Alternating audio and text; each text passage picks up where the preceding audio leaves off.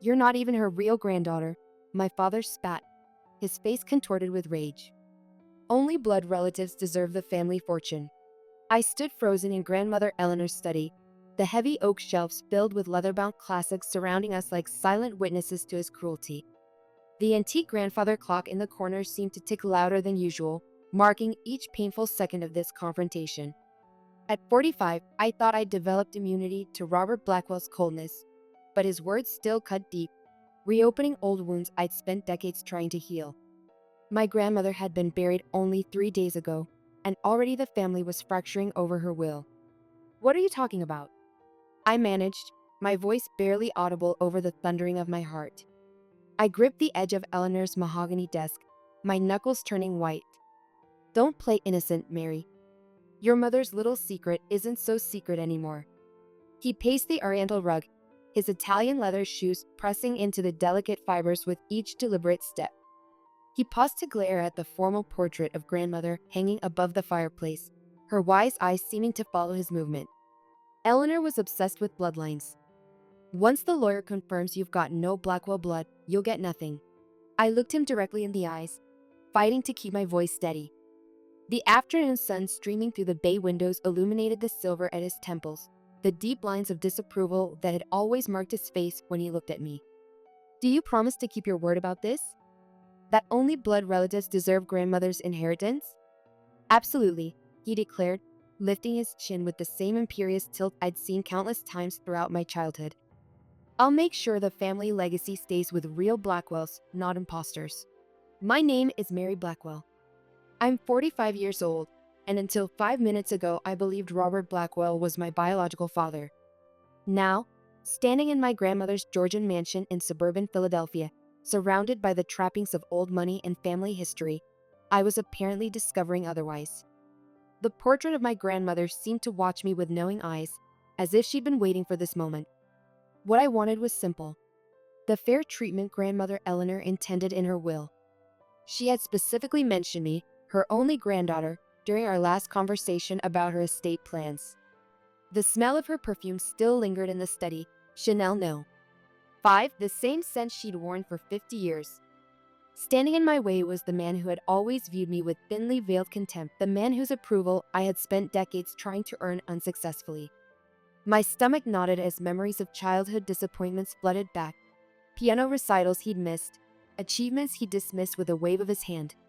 You can attend the will reading next week if you must, he continued dismissively, brushing invisible lint from his tailored suit jacket. But don't expect anything. I've already spoken with Walter about challenging any provisions that include you. Walter Price was my father's longtime friend and our family attorney. The mention of their apparent collusion sent a chill through me. I twisted the simple silver ring on my finger, a gift from grandmother on my 40th birthday, drawing strength from the connection to her. I'll be there, I replied quietly. Grandmother wanted me there. Sentiment, he scoffed.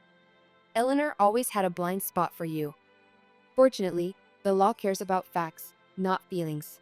As he strode from the room, his cologne lingering in the air like a toxic cloud, I sank into grandmother's desk chair, running my fingers over the polished walnut surface where she had written countless letters, reviewed business documents, and most recently, finalized her will. The leather seat still held the impression of her small frame. My phone buzzed with a text from my mother. We need to talk about your father tonight, alone.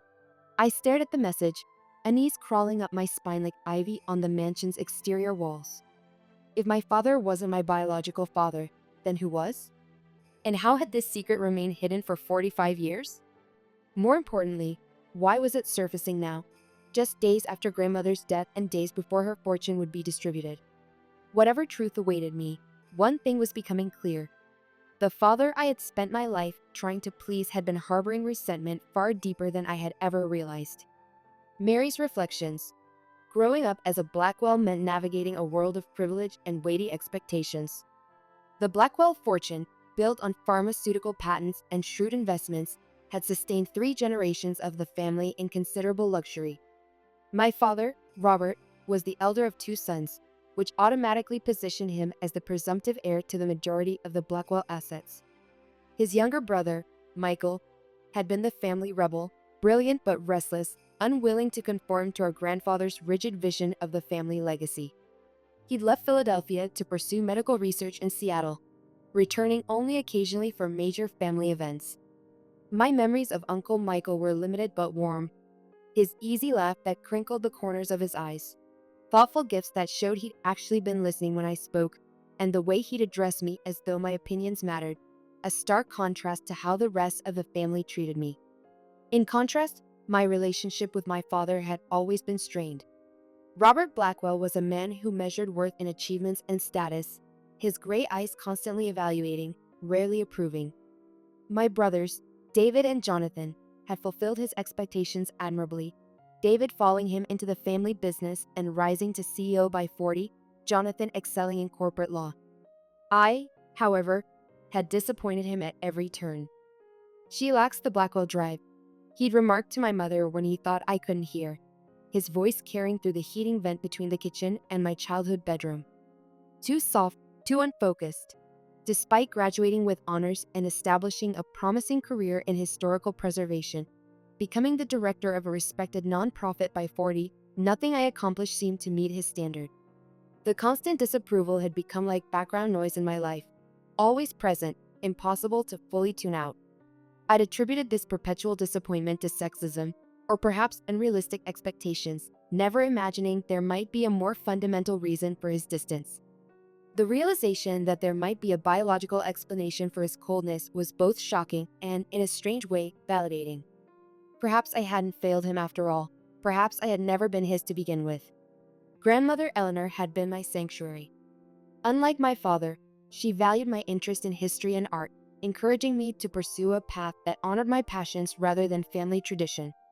During my undergraduate years, I'd visit her estate every Sunday for tea, listening to her stories of family history and her own quiet rebellions against the constraints placed on women of her generation. Even after my divorce 10 years ago, another disappointment in my father's eyes, she'd been my staunchest supporter. "Remember, Mary," she often told me, her fragile hands squeezing mine with surprising strength, "a Blackwell makes their own path." Her blue eyes, still sharp despite her advancing years, would hold mine steadily. "Never let anyone tell you who you are." Her death at 86 had been peaceful, but left an emptiness I was still struggling to navigate. The knowledge that I'd lost my greatest advocate within the family made her absence even more profound. In the days following her funeral, I'd noticed subtle changes in my father's behavior. Heightened scrutiny when I interacted with other family members, hushed conversations with Walter Price that abruptly ended when I entered a room. I dismissed these observations as grief manifesting in different ways. But now they took on a more sinister significance. The last time I'd seen grandmother alive, she'd held my hand with surprising strength and whispered, "Trust your instincts, Mary. Not everything is as it appears."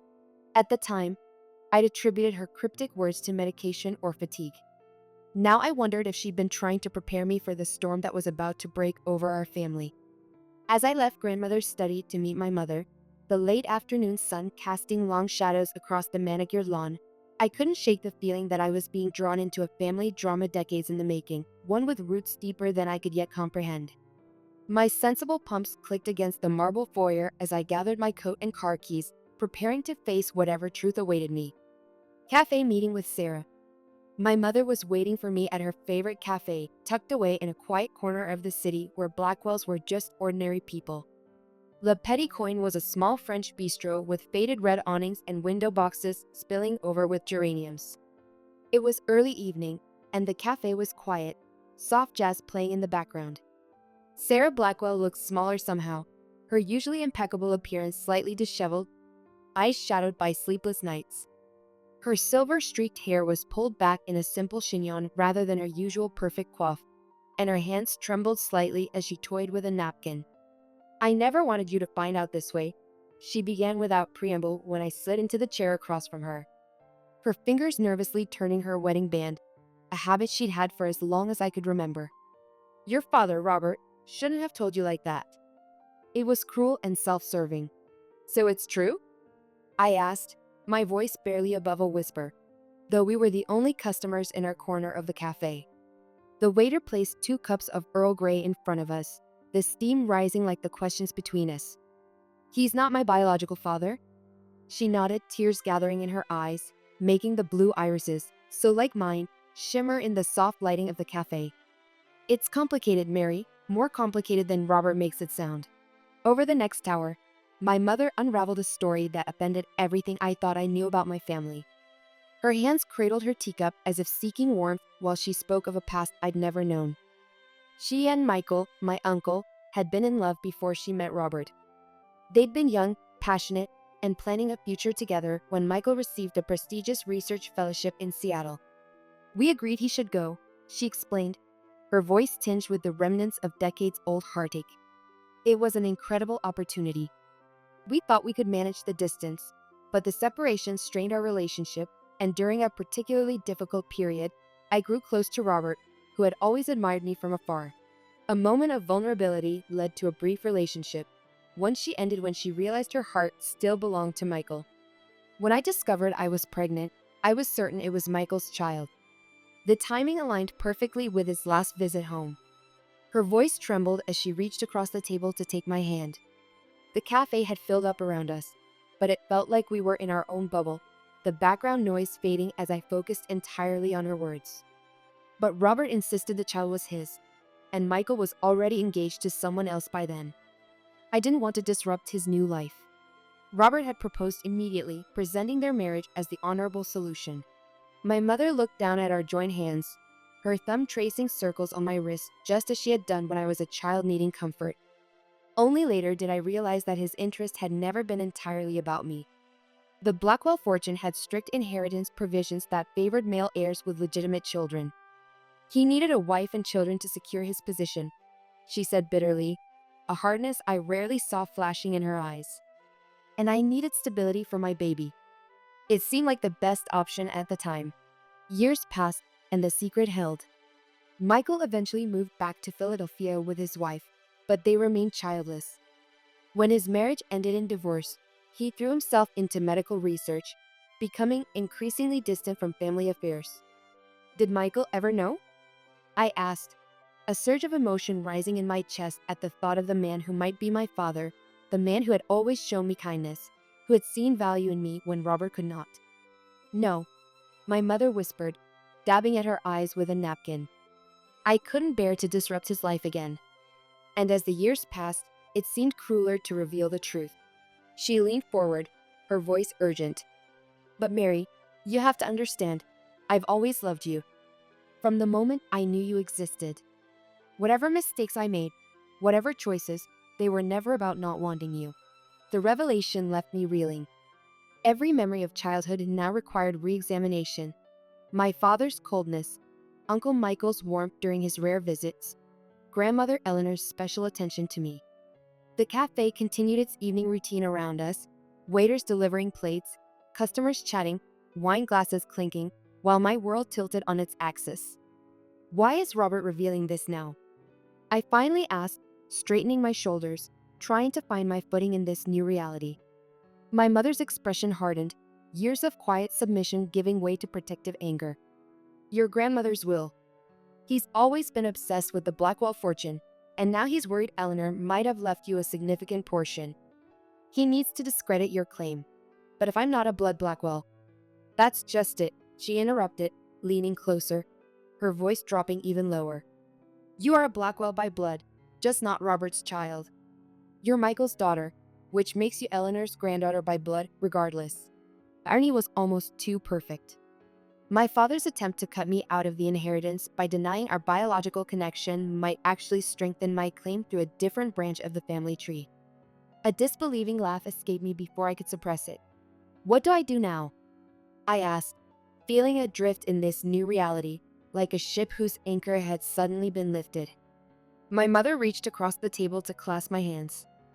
Her fingers were cool against my skin, but her grip was firm, resolute. That depends on what you want, Mary. Justice, acknowledgement, or simply your fair share of what Eleanor intended for you. I didn't have an answer yet. The betrayal was too fresh, the implications too vast to process in a single conversation. But as we left the cafe, walking together into the cool Philadelphia evening, one certainty crystallized in my mind. I would not allow Robert Blackwell to rewrite my history for his financial gain. The question was how to prove my true parentage before the will reading, and whether that truth would help or harm my position in the complex web of Blackwell inheritance rules. As I hugged my mother goodbye by her car, the streetlights casting our shadows long against the pavement, I felt simultaneously untethered from my past and more determined about my future than I had in years. Meeting with Michael. The next morning, I drove to Uncle Michael's apartment, heart hammering against my ribs. The late October sun cast a golden glow over Philadelphia's tree-lined streets, leaves crunching beneath my tires as I parked in front of his building. I had called ahead, keeping my reason vague. Family matters to discuss before the will reading. Now, sitting in his modest living room, surrounded by scientific journals and travel mementos, I struggled to find the words to upend his world alongside mine. Unlike the Blackwell mansion with its imposing grandeur, Michael's apartment was warm and lived in. Bookshelves overflowed with medical texts and volumes on global health. Photos from his research trips adorned the walls, Michael with doctors in Tanzania, with children in a rural Indian clinic. At 64, he still had the lean build of a man who prioritized health, though silver had completely replaced the dark hair I remembered from my childhood. "You seem troubled, Mary," he observed, setting 2 cups of tea on the coffee table. Despite the decade-age difference between the brothers, Michael looked younger than Robert, his face less hardened by ambition and disappointment. His dark eyes, the same ones I saw in my mirror every morning, studied me with genuine concern. "Is Robert making things difficult about Eleanor's estate?" I wrapped my hands around the warm mug, drawing courage from its heat. "It's more complicated than that," I began, then faltered. "How did one ask a man if he might be your biological father?" The question that had kept me awake all night now stuck in my throat. I took a deep breath and met his gaze directly. "Uncle Michael, did you and my mother, were you ever together before she married father?" The cup froze halfway to his lips, his expression shifting from surprise to guarded caution. Something flickered in his eyes, recognition, perhaps, or a long-buried memory surfacing. "Why would you ask about ancient history now?" "Because Robert has informed me that he's not my biological father, and he's using that claim to challenge my place in grandmother's will." The words came out in a rush, like water breaking through a dam. Michael set his cup down with deliberate care, the porcelain making barely a sound against the wooden table. "That sounds like Robert, calculating even in cruelty." He studied my face with new intensity, as though seeing it for the first time. The grandfather clock in the corner marked the passing seconds with steady ticks. "What has your mother told you?" I recounted my mother's revelations about their past relationship, watching his expressions cycle through nostalgia, pain, and something that looked remarkably like hope. His hands, surgeon's hands with long, elegant fingers, hands that resembled my own, gripped his knees as he listened. "I never knew," he said finally, his voice rough with emotion. "Catherine never told me she was pregnant. By the time I heard about the marriage, it was already done." He leaned forward, the morning light catching the silver in his hair. "Mary, are you saying you believe I might be your father?" The directness of his question, spoken without pretense or evasion, was so unlike the careful dance of words I was accustomed to in the Blackwell household. "The timing fits, according to mother," I replied, my voice steadier than I expected. "But Robert is determined to prove I have no Blackwell blood to claim my inheritance." Michael's expression darkened, a flash of the famous Blackwell temper I'd seen so rarely from him. "Eleanor's will specifically mentions you by name. Robert can't simply write you out of it. He claims he can challenge any provisions made under false pretenses, namely that grandmother believed me to be his biological daughter." Michael rose abruptly, pacing the small room. His reflected image passed across the framed photographs, a moving reminder of all the years we'd lost. "This is absurd. Even if you were not Robert's biological child, you're still Eleanor's granddaughter if you're my daughter." He stopped, meeting my gaze directly. "We need to know for certain." A DNA test would settle this question definitively. The clinical simplicity of his solution both relieved and terrified me. The scientific approach, so characteristic of the researcher he was. "You'd be willing to take one?" I asked, hardly daring to believe it could be so straightforward. Without hesitation, he replied, his voice softening as he returned to his seat across from me. I've always felt a connection to you that I couldn't quite explain. When you were a child, your curiosity, your way of looking at the world. He broke off, emotion momentarily overwhelming him. If you are my daughter, his voice caught. Well, let's confirm the facts before we get ahead of ourselves.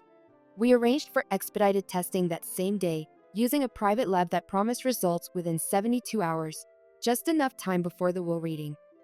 As we submitted our samples, a strange combination of dread and anticipation settled in my stomach. The antiseptic smell of the lab, the efficient movements of the technician, the paperwork with our names side by side, it all seemed surreal. Regardless of the outcome, my relationship with both men would be irrevocably altered. As we walked back to our cars, Michael paused. Mary, whatever the results show, I want you to know something. His voice was steady, though his eyes revealed his emotion. I've always been proud of you. The work you do preserving our history, the person you've become, it matters. It has always mattered. The simple words, spoken without agenda or calculation, brought tears to my eyes. In all my 45 years, Robert had never once expressed pride in my accomplishments.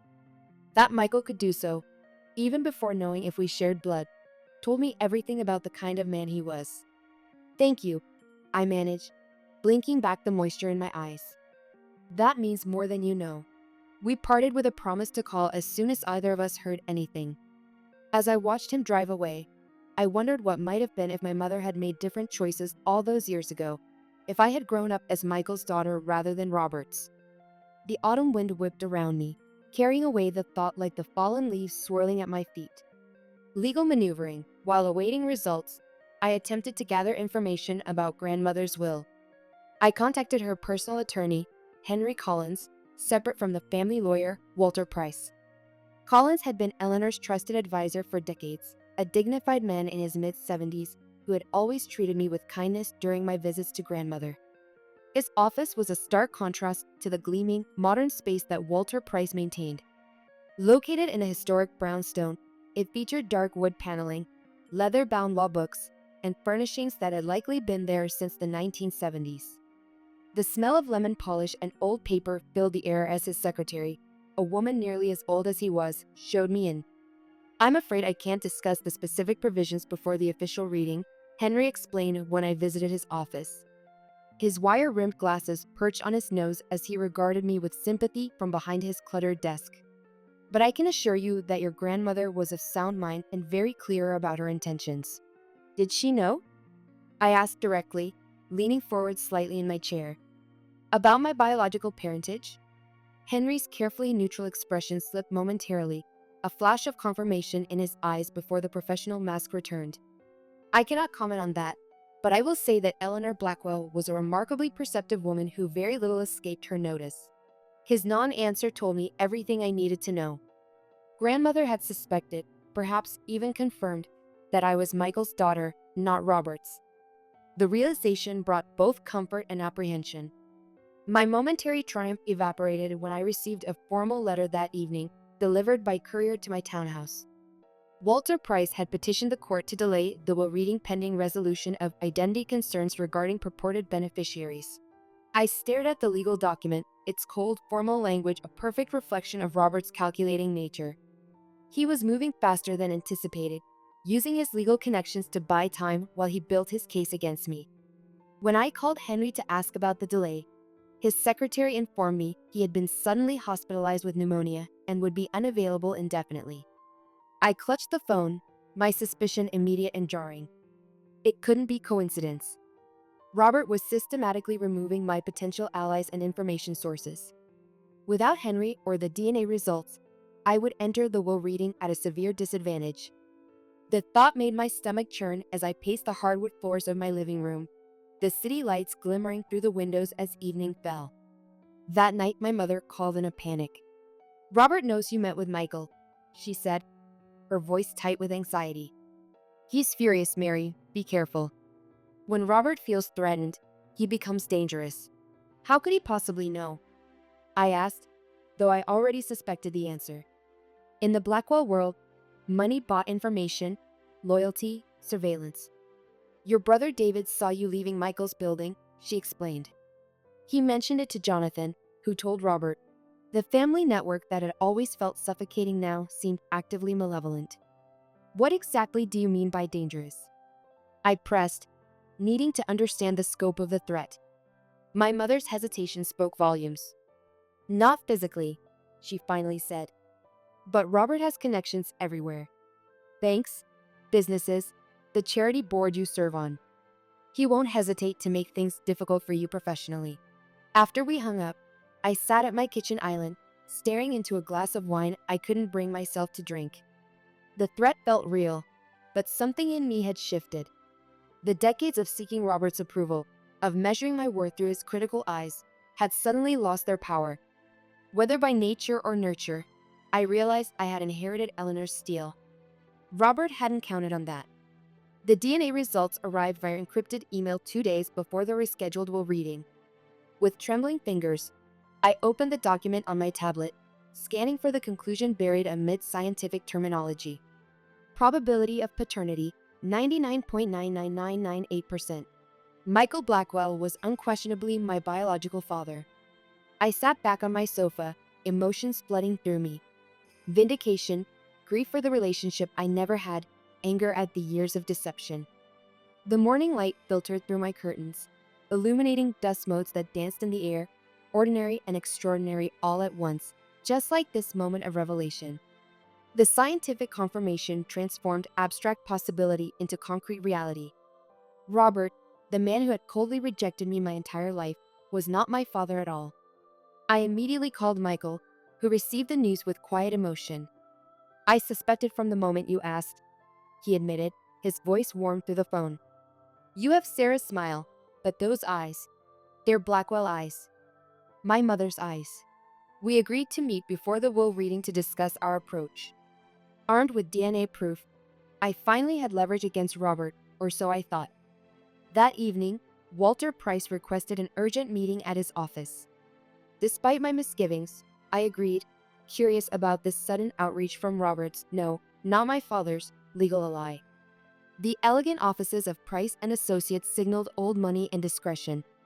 Located in one of Philadelphia's premier office towers, the space featured mahogany paneling, abstract art worth small fortunes, and views of the city that emphasized the firm's position at the top of the legal food chain. Walter, silver-haired and impeccably dressed in a bespoke suit that probably cost more than most people's monthly salary, greeted me with practiced cordiality that didn't reach his eyes. Mary, thank you for coming, he said, gesturing me to a leather chair across from his vast desk. I thought we should discuss certain developments before the will reading.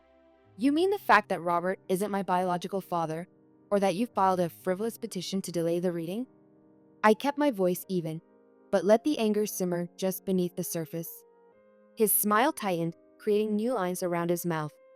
Actually, I was referring to the DNA test you and Michael arranged. My blood ran cold. How could he possibly know? The test had been meticulously private, conducted at a lab with no connection to the Blackwell family.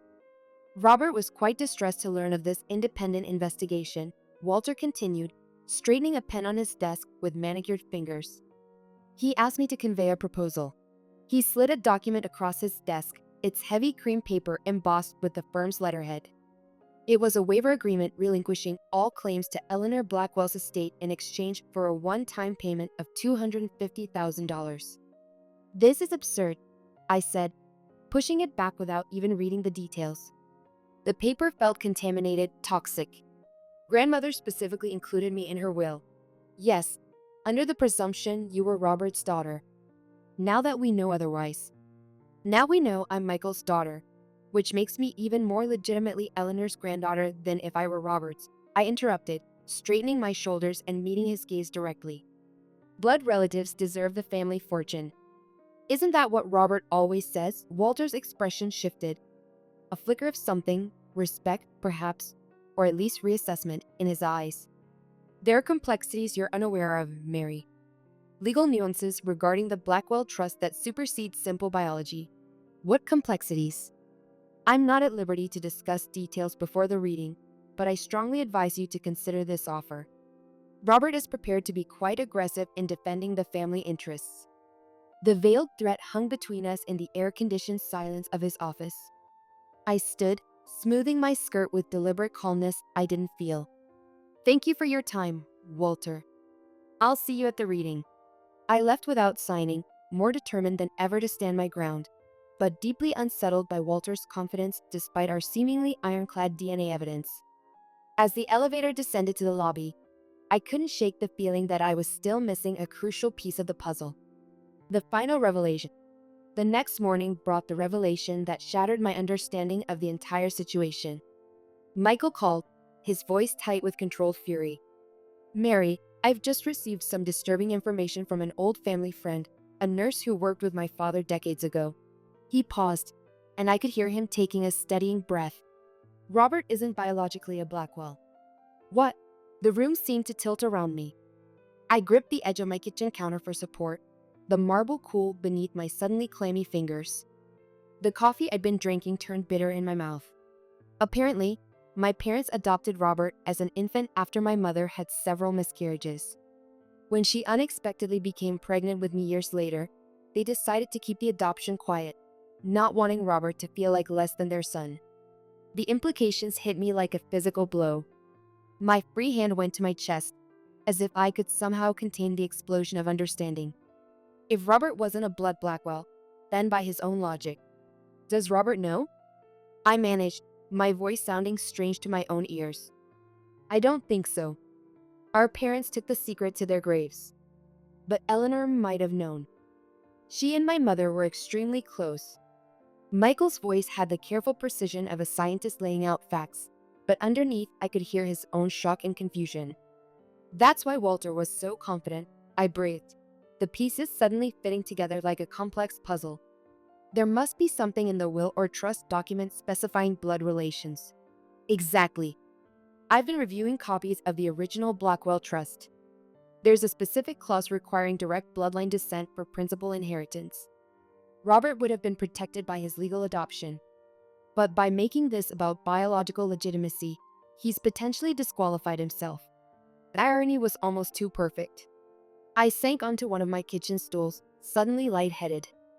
Robert's attempt to disinherit me by questioning my biological connection to the Blackwell line could backfire catastrophically if his own adoption came to light. For a moment, I felt sorry for him. The man who had spent his life ensuring the Blackwell name remained prestigious, only to discover he had no biological right to it himself. What do we do with this information? I asked, my mind racing through potential scenarios. Michael was quiet for a moment. Through the phone, I could hear the familiar sound of him pacing, something he always did when deep in thought. That depends on what you want, Mary. What Robert deserves and what's right for our family might be different things. I considered his words carefully. The anger and hurt of decades couldn't be erased by one revelation, but neither did I want to reduce myself to Robert's level of cruelty. Still, his own words returned to me. Only blood relatives deserve the family fortune. I think, I said slowly, running my finger along the counter's edge, that people who insist on blood purity should be held to their own standards. Don't you? Michael's soft chuckle carried a hint of the famous Blackwell vindictiveness that perhaps ran in our shared blood after all. We'll see you tomorrow at the reading then. 9 am sharp. The morning of the will reading dawned crisp and clear, Philadelphia's autumn painting the trees in brilliant hues outside grandmother's mansion where the family had gathered. I arrived early with Michael, our shared secret a fragile weapon we weren't yet certain how to deploy.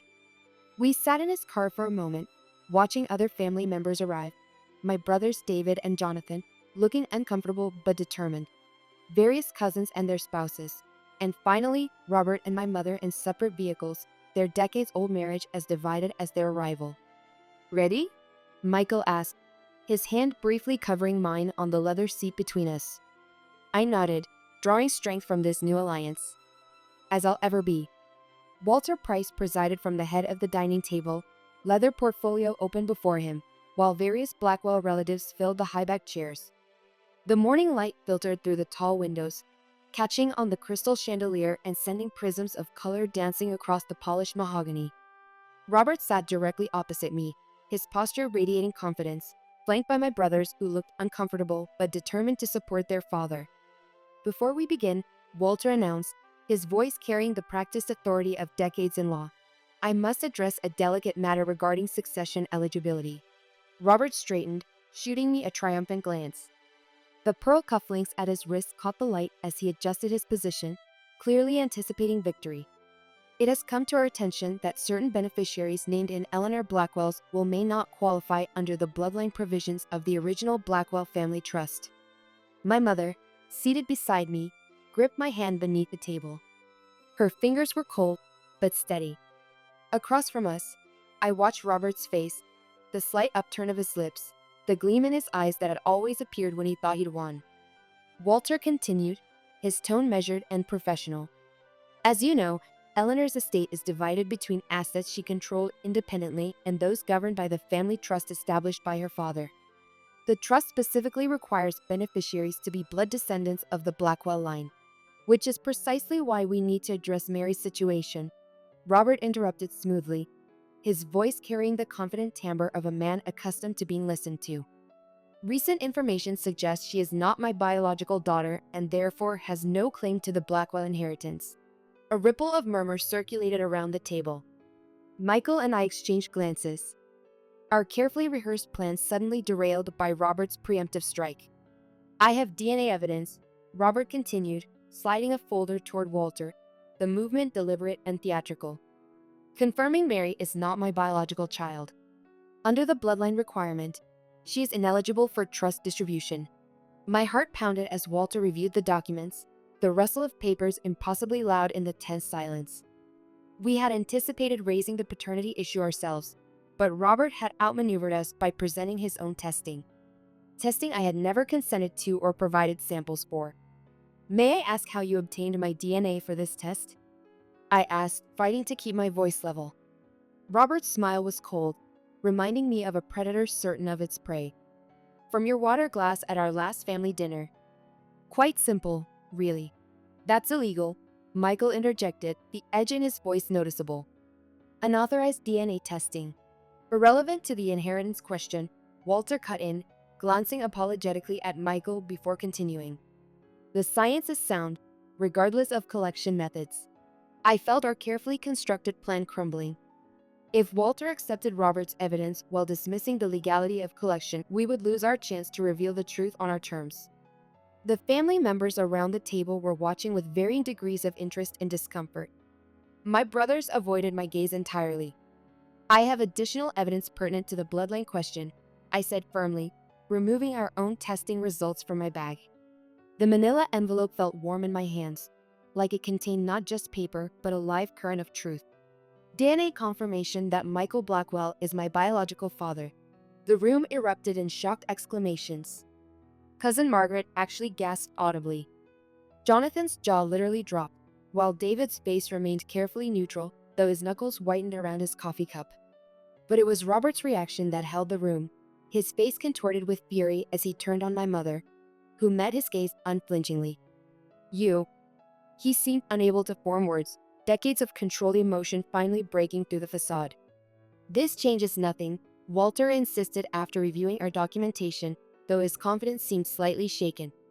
The trust specifies Blackwell blood from Eleanor's direct line, which flows through her son Robert to his legitimate heirs. It was the opening we needed. Michael stood slowly, commanding the room's attention. At 64, he still carried himself with the straight-back poise of the surgeon he was, his gaze steady as it swept across the assembled family. I believe we need to examine the precise language of the trust, he said, his research scientist precision evident in every measured word. My understanding is that it requires beneficiaries to be blood descendants of Harold Blackwell, Eleanor's father. If that's the case, we have a significant problem. Walter frowned, lines deepening between his eyebrows.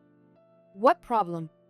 Robert is not biologically a Blackwell, Michael stated clearly, his voice neither triumphant nor apologetic, simply matter of fact. He was adopted as an infant, a fact our parents kept private to protect him, but which Eleanor was aware of. The silence that followed was deafening.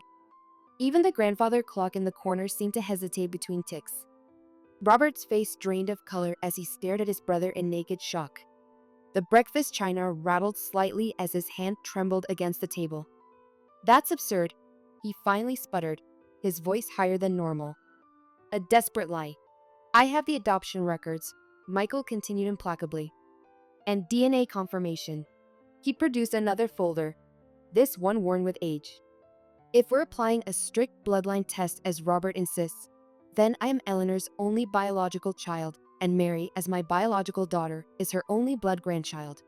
Walter looked stricken as he examined the documents, his loyalty to Robert visibly warring with his professional obligations. The yellowed paper of the adoption certificate, the faded ink of signatures long dead, the modern precision of DNA analysis, all of it building an irrefutable case.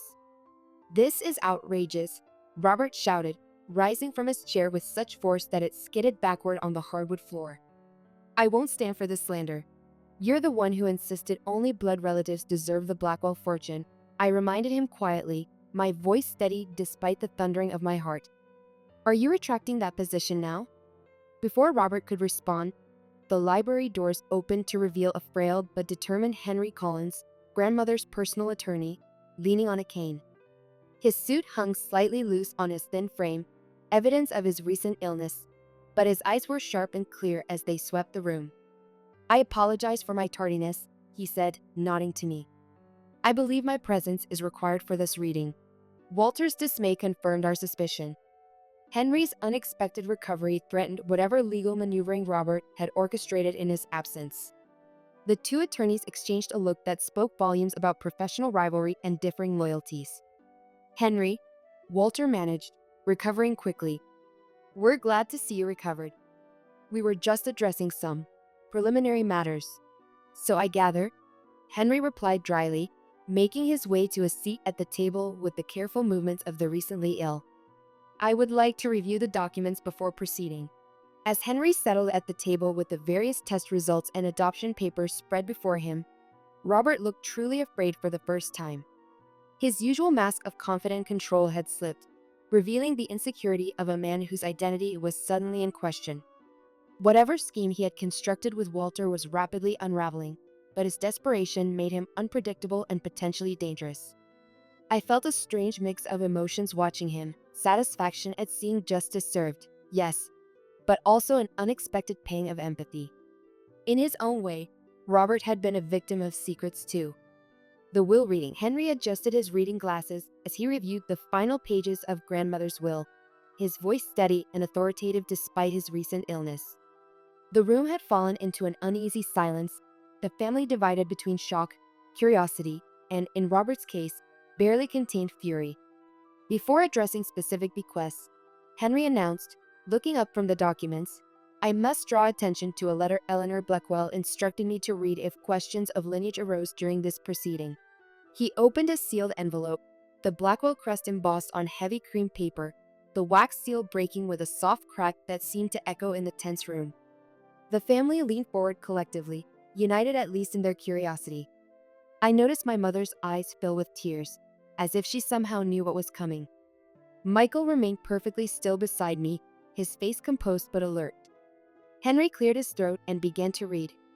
"To my family gathered here, if this letter is being read, then the secret I have kept for decades has finally surfaced. I have always known that Robert was not born of Blackwell blood but was welcomed into our family through adoption, a noble act of love by my husband and myself after years of heartbreak. I have also known, since the moment I first held her, that Mary is Michael's biological daughter. A grandmother knows her own blood. The Blackwell trust established by my father requires blood relation for principal inheritance. Having anticipated potential conflict, I have restructured my personal assets, which constitute the majority of what you now call the Blackwell fortune, to reflect my wishes rather than outdated notions of bloodline purity.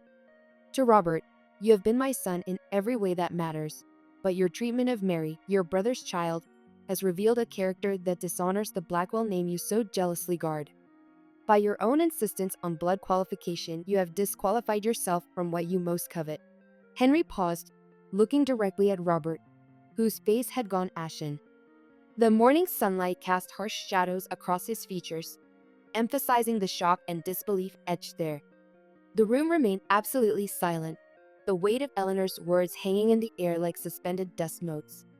In accordance with Eleanor's explicit instructions, Henry continued, his voice carrying the weight of legal authority.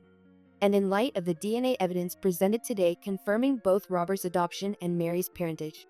The distribution is as follows. The trust assets requiring Blackwell bloodline descended to Michael Blackwell and his biological daughter, Mary. Eleanor's personal estate will be distributed according to the specific bequests outlined here. Robert lunged for the documents, his carefully maintained composure completely shattered. "This can't be legal," he sputtered, his voice breaking. She was senile, manipulated. Henry calmly shifted the papers away, his frail appearance belying a core of steel. Eleanor Blackwell was of sound mind until her passing. Her instructions were meticulously documented and witnessed. I personally attested to her mental acuity. "You promised," Robert shouted at me, desperation breaking through his composed facade, spittle forming at the corners of his mouth. His finger jabbed the air between us accusingly. "You said only blood relatives deserve the fortune." "No," I corrected him quietly, meeting his gaze steadily. "You said that. I merely asked if you would keep your word about it, and you promised you would." The justice of this moment wasn't in the inheritance itself, but in watching Robert's carefully constructed reality crumble under the weight of his own hypocrisy. The family fortune he had coveted and protected wasn't truly his by the standards he himself had established. The cruel irony wasn't lost on anyone at the table. David and Jonathan exchanged glances, clearly processing the implications for their own positions. As Robert's sons, though not blood Blackwells by the trust definition, their stake in the family legacy was suddenly in question too. Walter looked stunned, his legal maneuvering undone by Eleanor's foresight. He shuffled papers without really seeing them, a man suddenly uncertain of his footing. Henry continued with the reading, outlining specific bequests and provisions. The family home would remain a shared family asset. Various personal items and heirlooms were distributed among family members, including, touchingly, Eleanor's collection of first edition classics to me, books we had discussed during our Sunday teas. Charitable donations were specified for causes Eleanor had championed throughout her life. Throughout the reading, I felt strangely detached, as if observing the scene from a distance. The inheritance, while substantial, seemed almost secondary to the truth that had been revealed. My identity, my place in the family, had been affirmed by the grandmother who had always seen me clearly. The validation was worth more than any financial bequest. As Henry concluded, Robert stormed from the room, his footsteps echoing down the hallway like angry thunder. Walter gathered his documents with shaking hands, mumbling apologies as he followed. The remaining family members sat in stunned silence for several moments. Finally, Michael spoke, his voice gentle but firm. "I believe we all need time to process what we've learned today. Perhaps we could reconvene tomorrow to discuss practical matters." Nods of agreement rippled around the table as family members began to disperse, casting curious glances my way. I remained seated, feeling suddenly exhausted, as if the adrenaline that had carried me through the morning had abruptly drained away. "Are you all right?" Michael asked softly when we were nearly alone. "I think so," I replied, surprising myself with the truth of it. "Just overwhelmed." He nodded, understanding. "It's a lot to take in. For all of us." The aftermath of the will reading unfolded like the final act of a Greek tragedy. Robert, undone by his own machinations, retreated to his office at Blackwell Pharmaceuticals, issuing statements through Walter about potential legal challenges that everyone present knew would fail. The company's stock dipped briefly on rumors of family discord before stabilizing, the markets ultimately indifferent to personal drama. Walter Price followed Robert into professional isolation, his reputation tarnished after Henry revealed his knowledge of the adoption records he had deliberately concealed. The legal community's whispered judgments would likely hurt more than any formal censure. My brothers, stunned by the revelations, approached me uncertainly in the mansion's foyer as others departed. David, always the more business-minded of the two, spoke first. "This changes things at the company," he said, his tone carefully neutral. "The board will have questions about succession planning. I have no interest in taking over," I assured him, recognizing his real concern. "The preservation work I do is my passion." "That hasn't changed." He nodded, visibly relieved. Jonathan, more emotionally transparent than his brother, stepped forward. "I had no idea about any of this," he said quietly, hands shoved awkwardly in his pockets. All those years, the way he treated you. It makes a terrible kind of sense now. David nodded soberly. For what it's worth, you've always been our sister. That hasn't changed. Their sincerity moved me more than I expected. They had been shaped by Robert too, in different ways. Perhaps there was a relationship worth salvaging there, given time. Thank you, I said simply. That means a lot. Mother approached next, relief and apprehension mingling in her expression. The weight of decades of secrecy seemed to have lifted from her shoulders, but uncertainty about the future remained in her eyes. I should have told you years ago, she said, clasping my hands in hers. You were protecting me, I finished for her, squeezing her fingers gently. I understand that now. And Robert, she added softly. Even him. He believed you were his for so long. Finding out at 27 would have been devastating. At 68, she shook her head. I don't know if he'll ever recover from this. The most profound conversation came later that evening when Michael and I sat in grandmother's study, surrounded by the books and artifacts of a family history we were both rewriting in our minds. The autumn evening had brought an early dusk, and we sat in the warm glow of the desk lamp that had illuminated Eleanor's correspondence for decades. What will you do now? He asked, the weight of missed years heavy in his voice. I traced the leather inlay of the desk, considering. Build something new, I answered simply. We can't recover the time we lost, but perhaps we can create something better going forward. He smiled, the expression so similar to my own that I wondered how I hadn't seen the resemblance before. The set of our eyes, the curve of our mouths when thoughtful, it was like looking in a mirror across a generational divide. I'd like that very much, he said quietly.